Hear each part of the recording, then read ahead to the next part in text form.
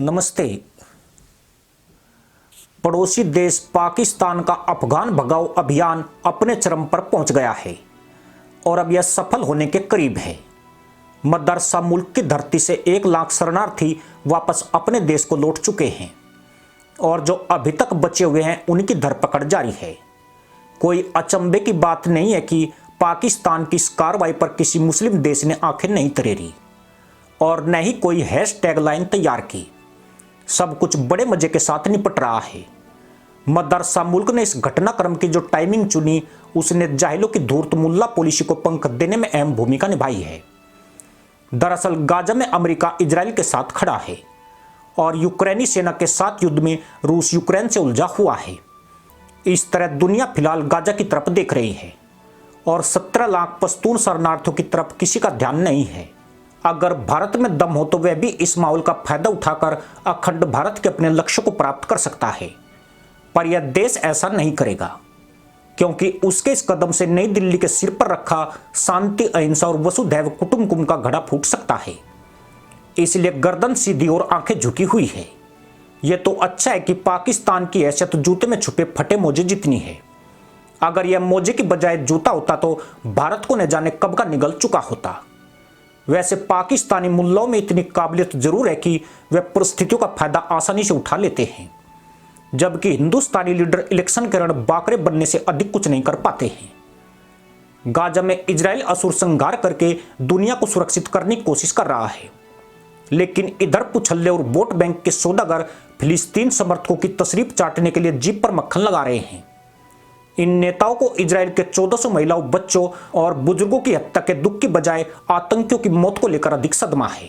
अगर यह मुसलमानों और आतंकियों के इतने ही हितैषी है तो आज वे आंकड़े भी जान लीजिए जो इन आतंकी भक्त नेताओं के दोगलेपन का पर्दाफाश कर डालेंगे, क्योंकि तुष्टीकरण की राजनीति करने वाले नेता इस देश के लिए अभिशाप की तरह हैं, जो लोकतंत्र की आड़ में छुट्टे घूम रहे हैं। 7 अक्टूबर को हमास ने इजराइल में नरसंहार करके पीएम बेंजामिन नेतन्याहू को युद्ध करने के लिए मजबूर कर दिया। यूं भी पंगे से लेकर दंगे और झगड़े से लेकर जंग की शुरुआत इन्हीं लोगों की तरफ से होती है। इजराइल ने अब तक हजारों का तिया पांचा कर दिया है। गैर आधिकारिक आंकड़ों में हूर मिलन पर निकले आतंकियों की तादाद 50,000 तक पहुंचने वाली है, जिसमें 10,000 के करीब हमास से जुड़े आतंकवादी ढेर हुए हैं। आतंकवाद के समर्थकों ने स्टॉप जीनोसाइड इजराइल जैसा ट्रेंड चला रखा है और भारत में तुष्टीकरण के खिलाड़ी नेता जालीदार टोपी और गले में पर्दा डालकर आतंकवाद समर्थकों की पीठ खुजा रहे हैं। पर जानकर आश्चर्य होगा कि गाजा में इजराइल का असुर संहार मुसलमानों द्वारा मुसलमानों के खात्मे के सामने इकन्नी भर भी नहीं है। मुसलमानों की नाक के नीचे यमन में 85,000 से ज्यादा बच्चों की जान चली गई। यह गाजा में आतंकियों के बच्चों की मौत की तुलना में 21 गुना ज्यादा है। वहीं सीरिया में छिड़ी लड़ाई के दौरान 30,000 से ज्यादा बच्चे मारे गए थे। यह गाजा में जो हुआ उसका 8 गुना है।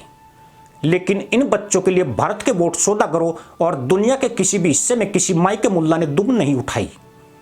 इजराइल ने सही करके हाथ सेक लिया तो मानो तूफान आया हुआ है, वह भी तब जब इन आतंकियों ने पूरी दुनिया को अशांत किया हुआ है। पाकिस्तान से 17 लाख मुसलमानों को बेसहारा करके देश से खदेड़ दिया गया है। इन मुसलमानों के सिर पर न छत है और न ही कोई काम धंधा है। लेकिन हैरानी इस बात की है कि इन बेघर और भूख से मरते मुसलमानों के लिए पेरिस, न्यूयॉर्क, सिडनी, टोरंटो में कोई भी सड़क पर नहीं निकला।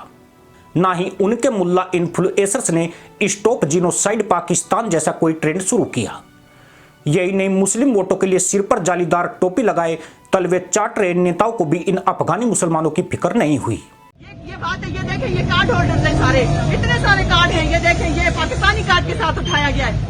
काइंडली खुदा के वास्ते अगर आपको इतना ही अच्छा लगता है कि ये आप ये इस तरह की चीज को करेंगे, इशू बनाएंगे, तो ये चीज ना करें प्लीज। आप इज्जत से इन लोगों को बिठाएं, कार्ड होल्डर्स को भी बिठाएं, गाड़ियों में बिठाएं, चमन छोड़ के आए इज्जत के साथ, इस तरह नहीं। लेकिन जो चीज आपको सच करने के लिए कही गई है उसको आप छोड़ के आप गलत चीजों में आ गए। ये देखें, जितने भी थाने हैं सब थानों में कार्ड होल्डर्स लोग हैं। तकरीबन 25 से 300 लोग, इन्होंने 3,000 लोग उठाए हैं, सारे के सारे कार्ड होल्डर्स हैं और अभी तक एक बंदे की भी वेरिफिकेशन नहीं हुई। और इन सब की वेरिफिकेशन करके इनको रात को बिठा के ये ले जाएंगे, चमन बॉर्डर पे छोड़ के आएंगे। उनकी फैमिलियां यहाँ पे हैं सबकी।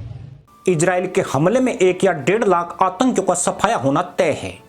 लेकिन 17 लाख अफगान मुसलमान रोज तिल तिल कर मर रहे हैं।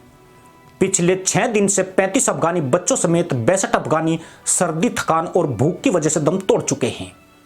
अफगानिस्तान में पहुंचे 2.25 लाख मुसलमान खुले में पड़े हुए हैं, जहां गंदगी का अंबार लग गया है और पीने के पानी तक की भारी किल्लत हो गई है। लेकिन उनके लिए 2 आंसू बहाने वाला एक भी जाइल नजर नहीं आ रहा है। बस वो करके सड़कों पर हाय इजराइल कह के छाती पीटी जा रही है। इसका मतलब यही है कि मुसलमान जाए भाड़ में, बस इस्लामिक आतंकवाद बचा रहना चाहिए। मुसलमानों और उनके नेताओं का यही दोगलापन ही इस्लाम के सत्यानाश की असली वजह है, क्योंकि इन्हीं की नीतियों की वजह से आज इस्लाम आतंक और इंतकाम का पर्याय बन गया है, जिसके लिए इजराइल के यहूदियों और ईसाई देशों को मोर्चे पर आना पड़ा है। सवाल उठता है कि जब मुसलमानों को ही मुसलमानों की चिंता नहीं है, दूसरे क्यों टोपी पहनकर बेगानी शादी में अब्दुल्ला दीवाने बने घूम रहे हैं।